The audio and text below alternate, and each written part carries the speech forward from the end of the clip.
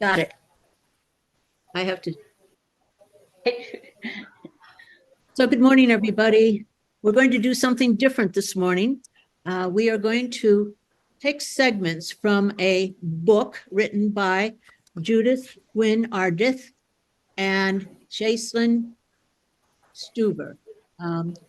It's a story that I think will have some resonance with all of us because it's an older white woman who's the protagonist and who, at the request of a social worker, agrees to take a young Black 17-year-old pregnant woman, homeless, into her home for one night.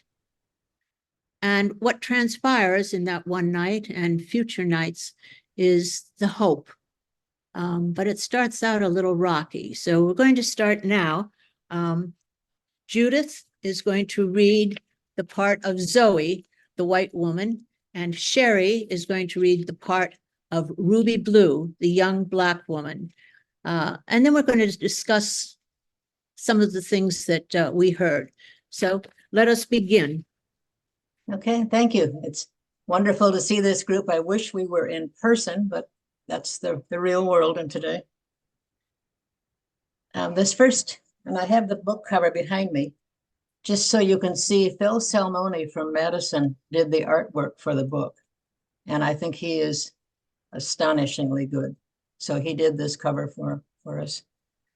The first segment we're going to read is when Zoe, the older white woman, and Ruby Blue were first together, and they're beginning to try to build a relationship across vast differences of race and age and economics and all sorts of things.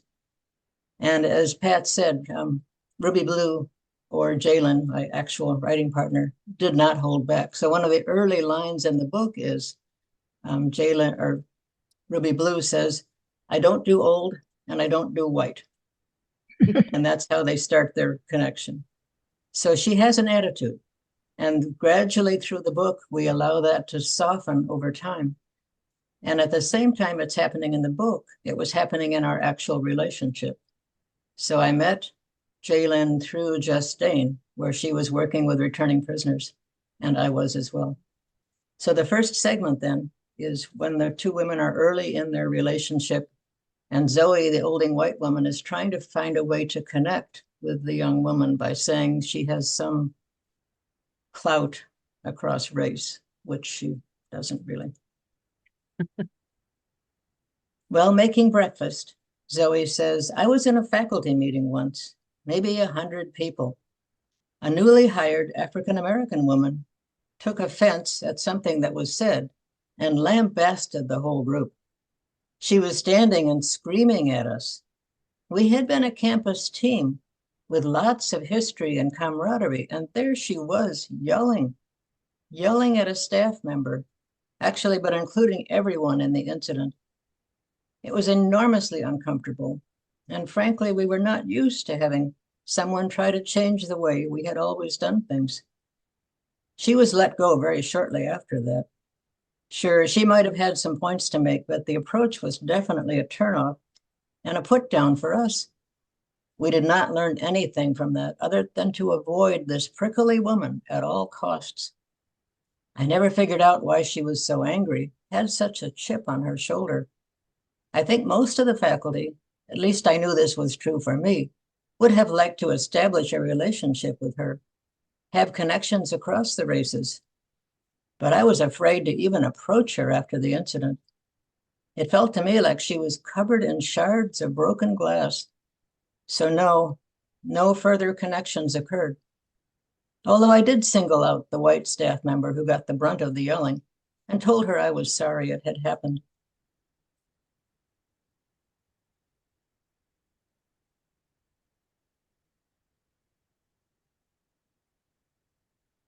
Sherry, I think you're muted.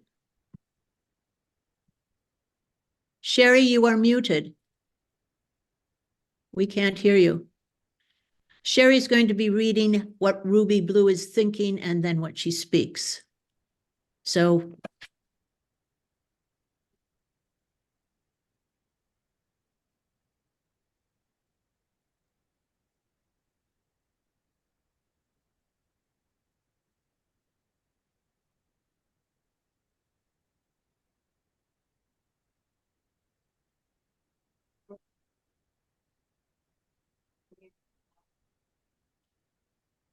Sherry, try sit. No, we still can't hear you.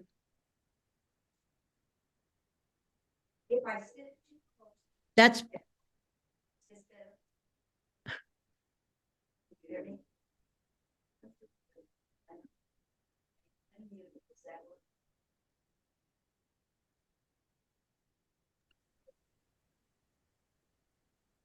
It shows that you're not muted, so try it and see.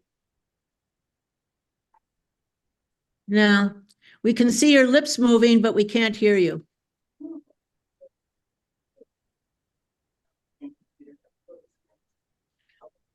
So just so all of us waiting understands, they are sitting at the kitchen table in Zoe's kitchen, and Zoe's making some muffins or some waffles. She's All right. making waffles, yes. Yes, she's making waffles. Okay. And Okay. so now, Does thank this work if I talk now? yes, thank you. Okay, sorry. Now, let's get back into this. Ruby Blue is 17, Black, and pregnant. Obviously, I do not fit this role, but we will try. Having heard what Zoe had just said about that faculty meeting and her experience with race relations, Ruby Blue cringes in disgust, unobserved by Zoe, who is by now beating lumps out of the waffle batter, ignoring the caution written in the recipe, do not overmix the waffle batter. It should be a little bit lumpy. Ruby Blue looks down at her hands gripped together on her lap, feeling the skin tighten over her knuckles, then rubs one hand over her distended pregnant belly, partly hidden by the flowered tablecloth. She feels exasperation gushing upwards from the soles of her feet. And this is what she's thinking. Does this white lady even hear herself right now? No wonder the new employee was yelling, full of frustration, scared of change. Y'all want to stay stuck in your old ways? Too used to being comfortable? Not even taking time to be open-minded? Then y'all let her go? For what? See, this is some shit you people do that keeps us down. Want to steal our ideas, but never want to let us speak or express ourselves freely like y'all do. Prickly? Covered in broken glass? Why? Because she had a bad day? A chip on her shoulder? What? Just like y'all, not trying to understand her point of view. Afraid? Why were you afraid? If she was white, would you still have been so afraid? I bet you wouldn't even have flinched. Imagine being new in a place where there weren't many Black workers and wanting to change something for the better. Seeing the whole picture, but not given the time or space to be heard. What would you do? And you felt sorry for her. What a cop-out. White fragility at its finest. And I can't even be honest with you and tell you what I'm thinking. You'd probably be afraid of me. Probably think I'm just some crazy Black woman, all aggressive and angry. Brow furrowed, Ruby Blue has a stern yet sad look on her face. She winces, turning toward Zoe, seeing her and realizing there is no comprehension of the annoyance that is going through her mind. And she thinks, what a shame. This white woman just ain't getting it. Okay, we're going to pause here and think about that exchange between the between Zoe and Ruby Blue. How could that have gone a different way? You know, how could that conversation have been more comfortable? Anybody? Oh, by the way, please just put your answer or put your name in the chat box, and we will take you as they come in. So imagine yourself.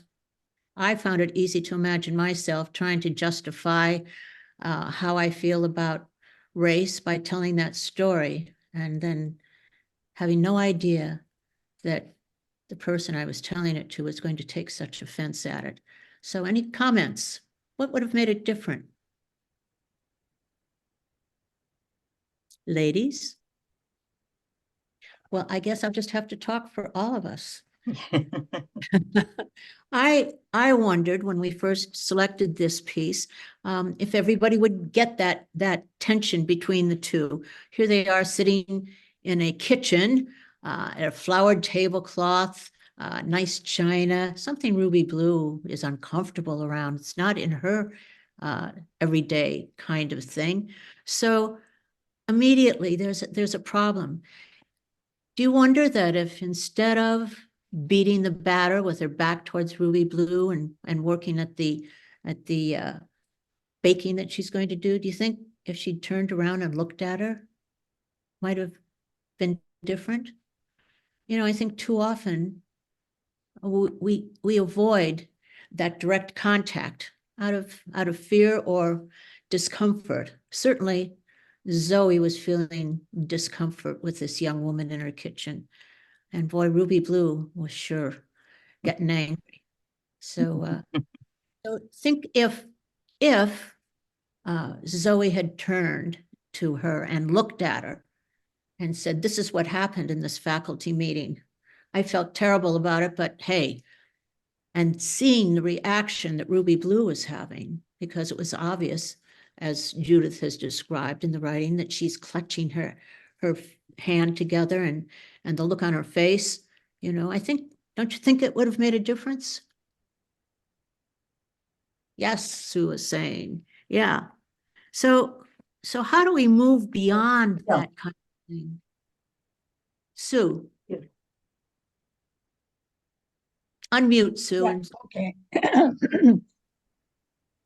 I became a teacher in Memorial late in my career, and I came with all my, white fragility and my white privilege to a mixed group. And because I taught home ec, we had more minorities, and challenged people than any other class there, proportion wise. And I was not prepared for the cultural differences I was dealing with. And I often, I think, really set their hairs on end without having the compassion and knowing it. So, I forced meetings outside of the classroom to address these things when I just would listen. What am I doing that's so upsetting to you? I can see you're upset. What am I doing? And then I would try to redo it. And I think that's what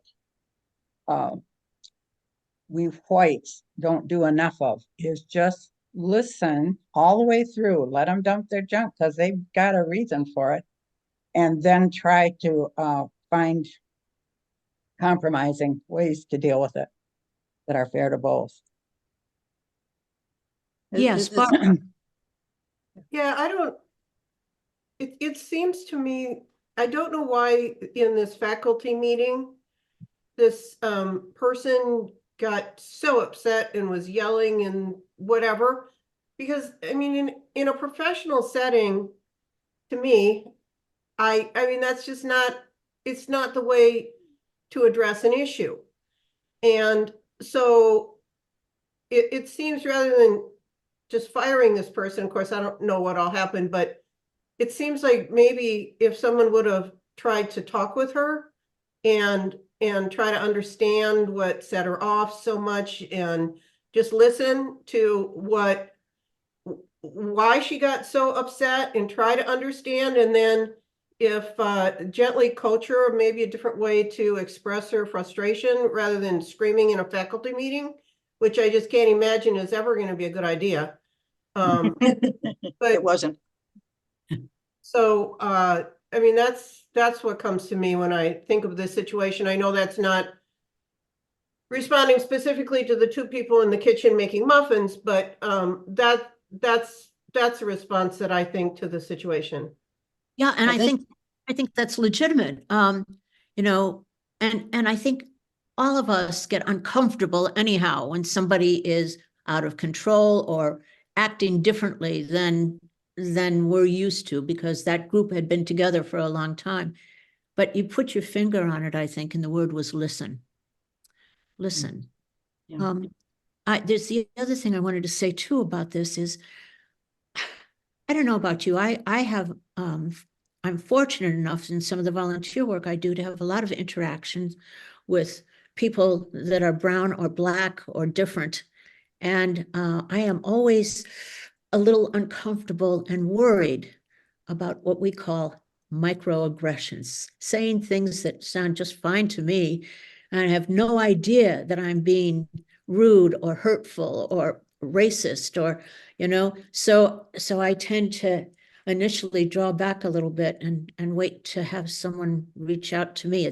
But it is very uncomfortable, and I can just imagine Zoe being number one, quite a bit older, number two, being white, number three, she's in my kitchen and I don't know what I got myself into, trying to set a tone to let Ruby Blue know that I did try, or at least I thought about the situation. So, I just see this as a reason, as Judith, as this points out, a reason that so often we, stay away or don't enter.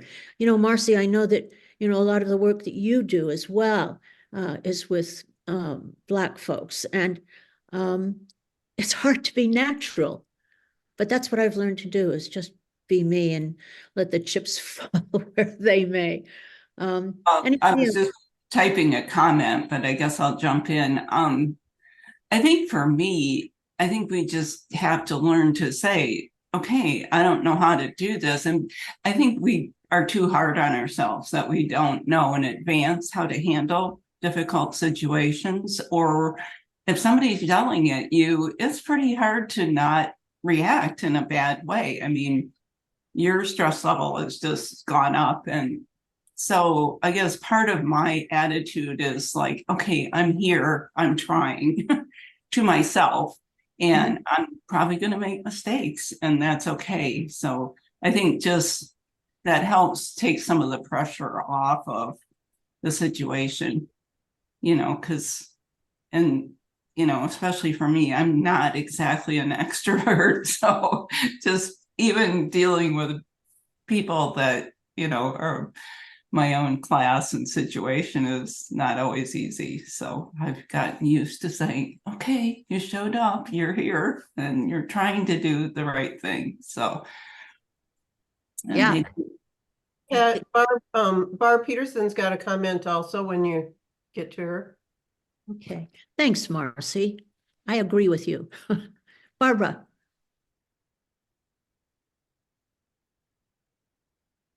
Barbara, you are muted. I just put it in the chat, but I guess if they're first starting to get to know each other, even though she was trying to show she supported this Black person, the person in some way, I don't think starting out an early relationship by talking about a negative, judgmental situation of a Black person to a Black person would be a good way to start. No. The Zoe character is very naive at the beginning, Yes. and she moves forward. She has a lot to learn. And she's Yeah, no but- dummy. She's a smart person, but boy, she's totally unprepared for this, And the event that's listed there actually happened. I was in the room when that happened. Oh, wow. Yeah. There's a shouting in the back. Yes. Yeah. So I'm going to move on to the next segment. Now, this isn't a few days later. It turns out, of course, that Ruby Blue doesn't leave because they don't find a place for her to park, if you will, this is during COVID. They don't find a place for this homeless, pregnant, Black young woman. And so she stays because what else is there to do? And certainly Zoe isn't going to put her out on the street. So this happens a few days later. But now they're together again in the kitchen. Isn't it interesting? The kitchen. They're together again in the kitchen, and Ruby Blue starts to talk to Zoe. You want to give the situation? What Ruby Blue asks is she's trying to build a relationship with Zoe too. So she asks her about her pregnancy. And for Zoe, that's a very sensitive issue because she had to give the child up for adoption. But of course, Ruby Blue doesn't know this. And she's trying to connect around pregnancy, and that doesn't go well. They're in the kitchen again. Ruby Blue volunteers. I don't normally do old people, but as I see your hand stirring the batter for those sweet potato waffles, just for me, I am thinking of a song I always loved. Heard it in church sometimes. Bill Withers, not sure, wrote the song about his grandmother, a slave. His grandmother had those hands, like your hands, I imagine. Well, black hands, and kind of, well, used. Hands that have touched and worked and in the song, Withers sings about how Granny's hands can soothe an unwed mother, lift her face and say she understands that woman really loves that man. Granny remembers what that kind of love feels like. Put yourself in Jesus' hands, in Granny's hands, he sings. Maybe those hands recognize the dignity and worth of all of God's children. I was just thinking about that. You are old, but you are nice. Thanks, Ruby. That's high praise. A Wow. few minutes of silence pass. Did you want to say something, Pat? Yeah. A few minutes of silence pass. Then Ruby Blue tilts her head, asking, what happened to your baby? You being pregnant. Let's talk about that another time. Zoe defers. You know, this is such a white person thing to do. Y'all never want to go beneath the surface, never want to talk about anything that could be a source of conflict, like race or religion or color or life or even humanity. Ignore the important stuff. Don't deal with shit. Is that you? We out of the small talk? Now we got nowhere to go. Be all colorblind or whatever. See, this is why I always be stank around white women. Zoe stops stirring, turns, and looks squarely at Ruby, reflecting on the importance of their initial attempt at a deeper conversation. She says, first, we cannot generalize about all white people. That is prejudice, prejudging, and not something you would let me do, right? Ruby Blue slowly shakes her head, and she thinks, geez, now we trying to pull the white fragility card already? And she says, you don't think I know about prejudice? You know from books. I know from being in the streets. Zoe turns toward the bowl and stirs with more vigor, thinking, what's this girl up to? Just when I was thinking we were getting past some of the awkwardness, she comes in my face about me being pregnant, which, damn it, is none of her business. I should never have said anything. That was 1,000 years ago. How do I respond to these comments? Why are so many Black people so aggressive and angry? Wait, maybe that's a statement of prejudice too. So then Zoe says, okay, I'll violate my own rules and generalize anywhere. Many white women, I believe, are the peacekeepers in relationships or even business situations. You know, friendly, empathetic, and respectful, always soothing things over. Do you agree, Ruby? Pursing her lips and shaking her head back and forth, Ruby Blue hisses and rolls her eyes. Nah, I don't believe in that shit. It's the exact opposite. Ruby Blue then thinks, every time I try talking with white people, it's like this. They always thinking they some kind of savior. What's with them? Peacekeepers? Yeah, no, not really. More like colonizers or predators preying on our Black kings. Or maybe just submissive, too scared to talk back. Are we through now? Wow. Little tension there. Yeah, it's again, I'm going to ask for comments, but I just, again, think about something Karen Reese, who is at Fountain of Life Church in the Nehemiah Center. Karen Reese spoke to diversity some time ago, twice, as a matter of fact. And the most recent time she spoke, she talked about white people joining Black organizations. And she said, and now Karen is white. She works with mostly Black folks, and she's married to a Black man. Karen said, she said, I know white people have the desire to help. They join organizations, Black organizations, and pretty soon there are no Black people left in the organization. White people take over. They want to make things right. They think they know the right way to do things. And she said, it's interesting, when white people get together to solve a problem, they set up a way to do it and get busy doing it. She said, that isn't how Black people do it. She said, Black people get together and talk first. They form relationships. They learn to trust one another, and then they work together. So I keep thinking about well-meaning people like us, and how difficult it really is to work together. And after that discourse between the two of them, I think here are two women. Ruby Blue's trying to establish the humanity of both through pregnancy, right, Judith? Through her, Exactly.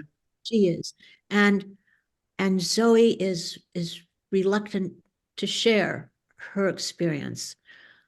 And it's two well-meaning people that can't seem to connect. In the earlier part, when Ruby Blue tells Zoe that her old hands remind her of her grandmother's hands, and that's nice. What a sweet human connection that is. So where do we go? How do we establish these human connections with people who are different than us? I wonder. Anybody? Yeah, Barbara. Well, I I mean, had a terrible time joining you. Hi, Barbara. Sorry. all right, we got 3 Barbaras going here. Yeah. I just was really taken by like the entrenched stereotyping, white women do this, white women do that, white people do that. I mean, that's just silly. There's no such thing as the way white people do stuff or Black people do stuff. So I was really turned off by Ruby. She had such a wall of stereotypes Of white people. Yeah, just such a long list, and this is the way it is. And I don't know. I think if she wanted to get to know Zoe, or I might not have the names right, but maybe she could have just tried to find a topic that they both wanted to talk about, something that was comfortable, whatever it was, gardening or stirring muffins or whatever, but to try to push into someone's pregnancies, I mean, that's pretty personal. That's going pretty deep. Anyway, I was just taken back by the wall of stereotypes that it seems like are both of them have. Mhm. And I think they need to let that down. Because there's no such thing as everybody's this way or that way. That's all. But it's true, isn't it? I mean, we certainly have stereotypes about Black people or Mexican people. I mean, how often do we hear the word lazy applied? Just all kinds of stereotypes. Loud music in a car, you look over, oh yeah, it must be a Black person, right? So we have these stereotypes, and what a surprise. Black people see white people in stereotypical way too, and probably with good reason. How do we break that barrier? They're trying. In the book, they're trying. Judith, do you want to add anything about that? It's just interesting because the young woman that I wrote with, Jalen, was 25 when we were writing, so she wasn't 17. But she's a Madison person. She went to East High School. She has a little bit of East High School attitude to her. And the things that are in this book are her actual words. So we were doing, as we were going through the book, what it is that these two women are talking about. We were actually living it and trying to come together. And the place we were able to begin to, and this is farther in the book, we came across humor, and that was a way we could connect. And so humor around hair, for example. So I have blow hair. Jalen did not. And we talked about what that meant. And we talked about skin and how different kinds of lotions on skin. And so things that were still personal, but they were more generic, easier to talk about. And farther, we spent a whole summer doing this. In the relationship, I knew how sensitive Jalen was about her hair, which is beautiful long locks. And when I was giving her a hug as she left one day, I touched her hair and I said, "Oh, Jalen, I'm sorry, I touched your hair without asking." And she said, "No, you're family. It's okay." It was really a tender, real moment. I can imagine. Yes, I know that hair is a big deal. And in fact, I was talking to somebody about this and they said, why is that? Why are Black people so sensitive about their hair? And I thought, I don't know. Maybe it has something to do with rubbing pickaninnies' heads. Is that a, just go back to slavery with the way people were treated. I have no idea. Anybody? I have maybe a little bit of a clue. But this was from a million years ago. I was actually a Girl Scout leader in inner city Detroit while I was in college. But we took all these girls camping, and Black hair is just very different than white hair, and it takes a lot more time to deal with it. And yeah, it was eye-opening to me about how much, you can't just blow dry your hair, and how difficult that was while we were at camp. And these little girls, they had a bunch of white college students who had no idea how to braid Black hair or, anything. So I think that might be part of it. It's just different than ours, and it's more time consuming, and I think it may also be attached to the long tradition in the United States that Black people's bodies were not their own. Yeah. That somehow white people assumed the right to touch them in ways that we wouldn't have touched other strangers. And partly, it can be innocent. It can be curiosity of a child. And I don't think they would mind a 3-year-old touching their hair. But when it's an adult presuming, we don't let people touch our bodies and our hair in general, even if they're curious about the particular color or texture, Yeah. There's the answer, obviously. Yeah. Well, that's part of it. Well, When I was at the university, we did some diversity training. And one of the things, I'm showing you a pen here. One of the things they showed us, if you take this pen, just take hold of it. Yeah, take hold. So I'm handing you this. If I'm handing her a pen, if it's a Black hand, you hand it like this. If it's a white hand, it's okay to touch.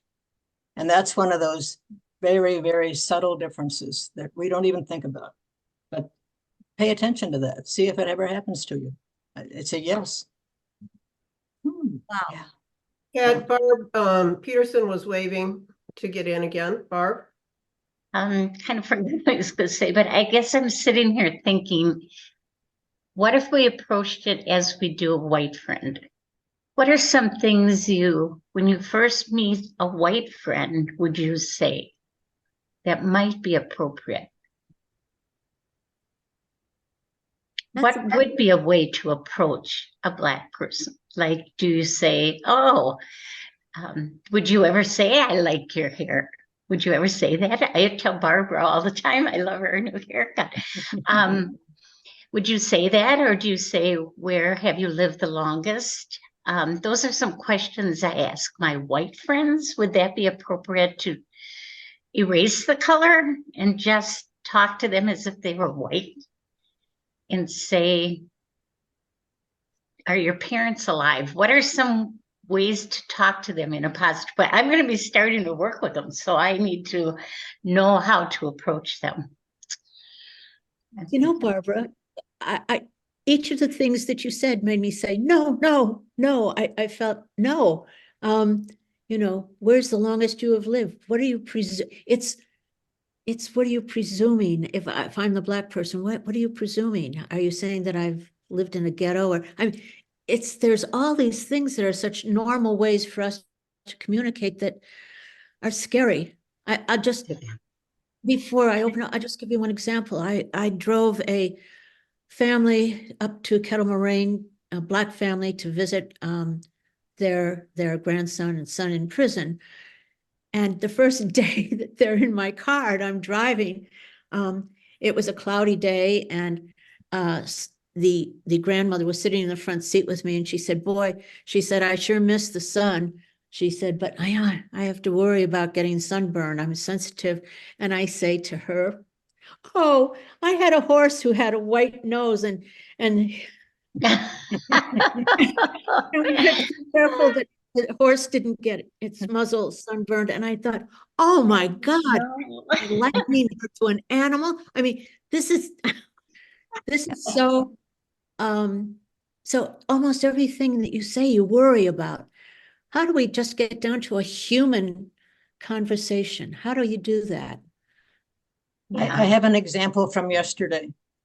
So I was giving blood at the Red Cross, and the man who was taking my blood was about 6'5" and 300 pounds African-American man. And he reached across me to do something. And on the back of his arm, he had a tattoo, and it showed a brain and then a less than sign, no, a greater than sign, and a heart. And I thought, okay, he has this tattoo. He has it openly. I love tattoos because it's like a person's memoir in pictures. And I said to him, brain is greater than heart. And he looked at me for quite a while. He was thinking whether I was being authentic. And I just let it sit there like that. And then he said, I had that done when I had a bad relationship breakup. And I put it on the back of my arm, meaning I'm leaving it behind me. And suddenly we were having this intense, real conversation that wasn't about race, but it was about human connection. And it partly because I think I didn't push it, partly because I'm old, partly because it was a real question. But it worked for whatever reason. I gave him a copy of the book. Of course I did. Boy, that's exactly what we're talking about. Something common, which is feelings, I guess. Anybody else? Yes, Sue. Sue Blotzer. Are you muted? Yeah, there we go. 20 years ago, I was a public health nurse in the inner city in Syracuse, New York, and I dealt with a lot of, it was child and maternal health. I dealt with a lot of Black women, pregnant, new mothers, babies, and race never was an issue. It wasn't an issue. Maybe I missed the boat all this time, but it was never an issue. I never got any feedback from clients. I did in our meetings, our staff meetings, the race wasn't an issue. And when I met these people, I just met them as a person. I had a job. They needed help. And the race just wasn't an issue. So I say maybe I missed the boat. I doubt it. I have an interesting experience, though. I took out the new director of nursing on a home visit. And I had seen this young woman for a number of times. And, I think I hugged her or touched her when we left, and we got in the car. And she said, "You touch them?" Wow. I thought, oh my God, this is the director of nursing. And this was her response. So, I just think hearing you talk, and I think, gee, maybe I missed the boat way back then. You know, I I doubt didn't feel it. I didn't feel it. I didn't get backlash from clients. I just treated them as people. there you are. I think so. You know, you had in common. It's finding the in common. You had that in We had common. something in common to start with, so that probably eased Yeah. the encounters. Wow. Good. That's So I think you have to treat people as people. yeah. I wonder if the people you treated saw you as a typical white woman, or if you were just a nurse. I have no idea. I have absolutely no idea. Never thought about it. Interesting. So shall we go on? We have one additional reading. It's a short one. Yes. This happens late in their connection. So the two women are sitting together. And they're watching a movie. They're watching a movie. We have the young woman has preeclampsia. So I'm dealing with that. And this is just before an emergency birth. It's the night before. And they're sitting there watching a movie together. And the relationship is much stronger at this point. So early in the book, we have a lot of words that they've said. We've read some of these, and then thoughts that they were thinking behind the scenes. As the relationship continues, they're pretty much saying what it is that they're feeling. And so this is Zoe now saying to Ruby Blue what she's thinking. Sitting in her chair and waiting for the movie to stop buffering, Zoe says, "Ruby Blue, you are teaching me and reminding me, perhaps, that doing nothing is not an option. Even as an olding woman, I cannot just relax and allow the world to pass me by, easy as that could be, especially in this global pandemic. I have more than enough. What and how are big questions. What are we going to do differently? And how? And then I wonder how many people really want radical change. I don't actually want to give up what I have, my comfort, my safety, my life." Well, I think that's how we all feel, isn't it? We'd like to do something, but we don't want to give up what we have in order to do it. Those are big questions, really big questions. Are they questions that old people have? I mean, I hate to admit it, but we are old people, and people judge us. They immediately judge us before they know us because we're old. In fact, Judith, didn't we even talk about ageism in some ways being like racism? It's part of the subtitle of the book, which I put in the chat, by the way. Yes. Yeah, it's amazing. Yeah. People don't, they don't see us anymore. Right. Yeah. Yeah. We become increasingly invisible. Yeah. And unimportant, you know. So yeah, ageism is a whole nother thing. Yeah. Though we still have a lot of power. Yeah, we do. So that's the paradox of being old. If you are old and middle class and not in financial difficulties, you have the privileges of time and property and social power, and you can use your voice, you can use, your education to do potentially really good things. Or you can just be on vacation, but permanently retired. But we do have choices, and that's what's so scary. What choices are we willing to make? How much of our time, how much of our property, how much of our energy are we willing to donate to try to make the world better, as opposed to just making our lives happier, or easier. Yeah. easier, more comfortable. Yeah. So when I first heard about this book, I thought, oh my goodness, here is an example of what one woman, one person can do. We wonder, can you do anything? She just made a gesture, got herself in pretty deep, but she made a gesture. She agreed to help in a situation that required it. One person made a difference. The story of the book progresses, obviously, from hardship to hope.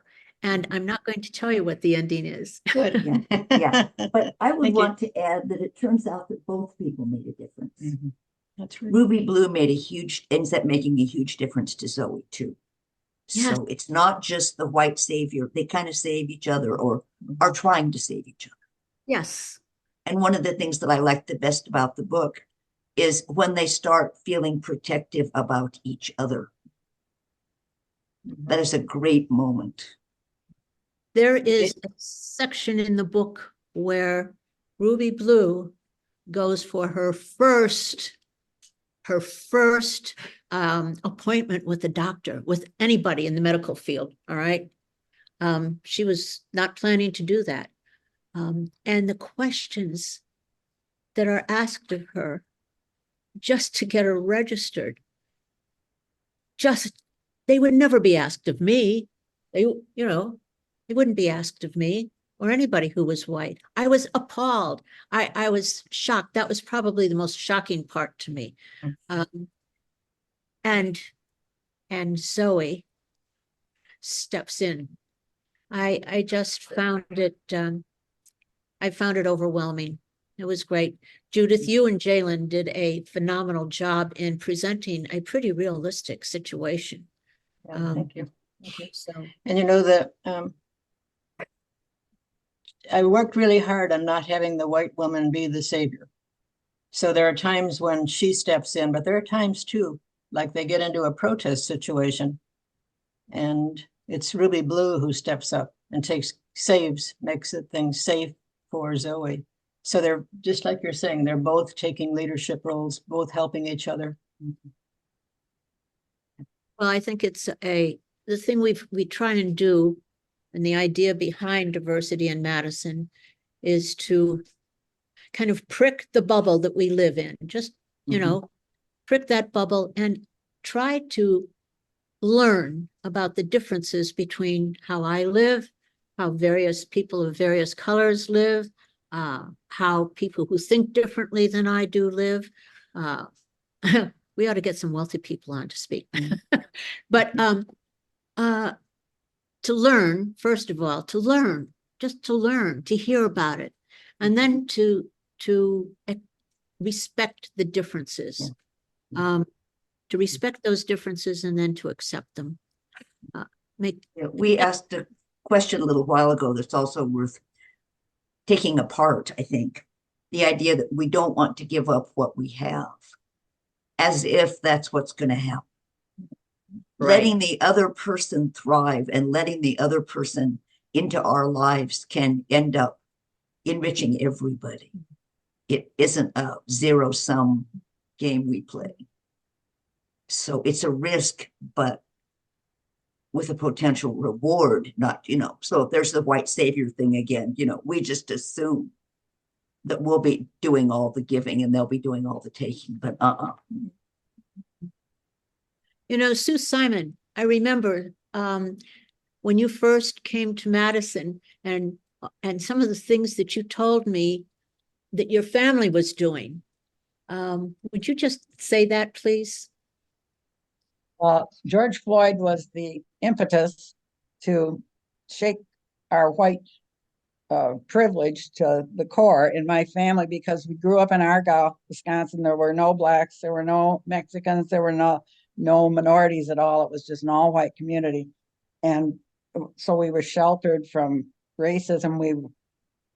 I taught at Memorial for 20 years, and up until the last years, if he asked me, I'd have said, there's no racism in Madison. I was that clueless to what was going on around me.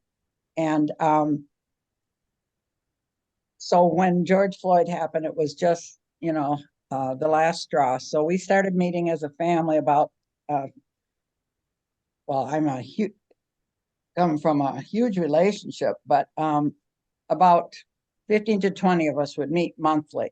And we did that for about 3 years. And this is the first year we've not, because everybody found a way to get involved in their community, which was the point of it all. How can we start to be, a point of light in a dark world, more or less? And the way I found to contribute is I took the Black racism, Black history course from Dr. G, and now I'm involved in some helping ways, their wellness clinics, and I do their food pantry where we load, food stuffs into their cars when they pull up at the Fountain of Life Church. And one of the reasons I started to do that is I'm living in a bubble in Cherokee. It's all white. It's all white, the same age as me. And I go to the church where there's a few Blacks, and they're Jamaicans. They're not even Afro-American, and so I wanted to be in touch with them. So the sad thing is that the helpers for the Black wellness and food pantries, they're all white like me. There's some Black leaders. And so I've met them, and I have some friends now. I would call them friends. They'd call me a friend now that are Black, but it's a hard thing to get to because I'm not brave enough to join an all Black community. Just like they don't want to join Who's New in Madison, which is all white.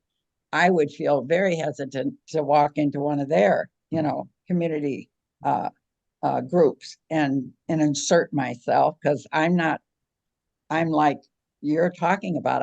I'm not sure I wouldn't offend them more than not because I'm so clueless. So I'm still struggling with how to contribute, but I'm doing it in the ways I can for my age, and I'm having to leave it at that.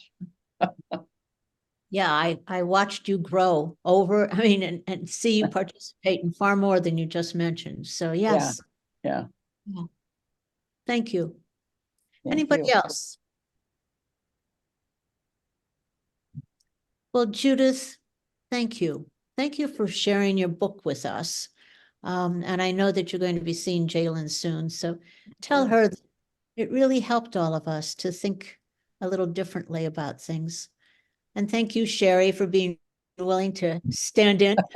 Yeah. You don't look That at all like worked. Sherry. I'm also an advocate for this book. If you haven't read it, everybody on this call, you should. Yeah. For sure. It was uncomfortable for me at the beginning. I was one of the early readers before it was published. And I read it initially out of a sense of duty because I told Judy I would. And I got happier and happier as the reading went. And more grateful to have found it. I found it a really heartwarming experience to read it. So And helpful. Because on one hand, it's an acknowledgement of the way we are from a white and person. how to be different. Yeah, exactly. Exactly. Yes, which is why we can't tell the ending. Jalen won't allow us to tell the ending in public. She did. Yeah, my co-author. Do people know what the People program is in Madison? Tell us about it, Judith. So they take 8th graders, and I think this is still going on, and they work with them for 6 years. Young people. Who's they? They is the University of Wisconsin. You? They work with them for 6 years, and they choose young women, men who likely would not go to college, so first generation. And they have to be part of this program for 6 years, stay with it. They take them to the university. They teach them how to matriculate, things like that. And if they succeed, they have a 4-year full ride at the University of Wisconsin-Madison. So Jalen was part of the People program and then went on and did a master's degree with it too. So I'm a very impressive young woman raised by a single white mom. Very impressive. And she doesn't hold back. Thank you again, from all of us. And for all the people who are looking at this recording, that book is available, by the way, overnight from Amazon and from is it at A Room of One's Own and A Mystery to Me? Those- And Henschel House in That's- Milwaukee, the publisher. So And what an impressive group you are. I just love the fact that you are taking these risks and being out there and giving it a try. And we are all olding.